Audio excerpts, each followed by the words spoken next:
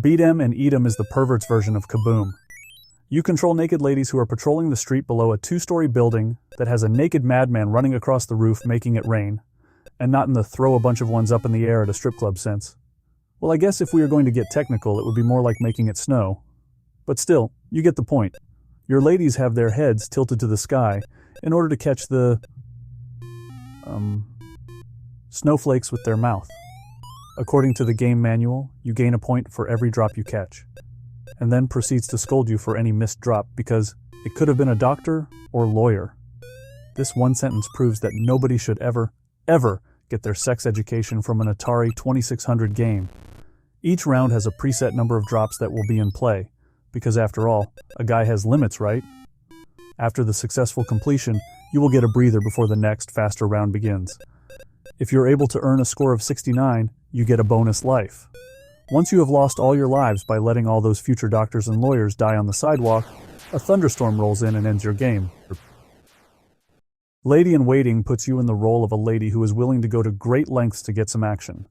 Her horny old man is trapped in a tower on the other side of a moat, and it's up to her to rebuild the bridge brick by brick. That in itself would be a time-consuming and difficult task, but it is made infinitely more so by the fact that there is a hungry crocodile nipping at her feet, and an annoying gremlin that will bite her in the bum and hold in place for the croc to turn the water red with blood. On the more difficult setting, the flying creature that looks like an extra from Demon Attack will rain fireballs down upon you, making your task nearly impossible to complete. The only saving grace of this game is that you don't have a set number of lives. Rather, you have a counter that constantly counts up.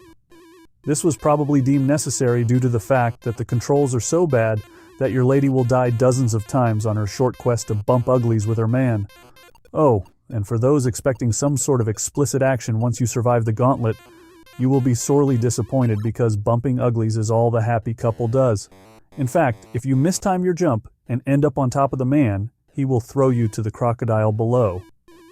Although it is kind of funny to see a naked 2600 couple doing crotch thrusts, there is another version of the game called Night on the Town that has the roles reversed.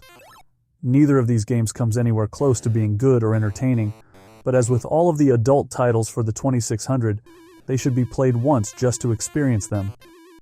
The box artwork features a Gene Simmons descendant, as she takes a lick of an ice cream cone.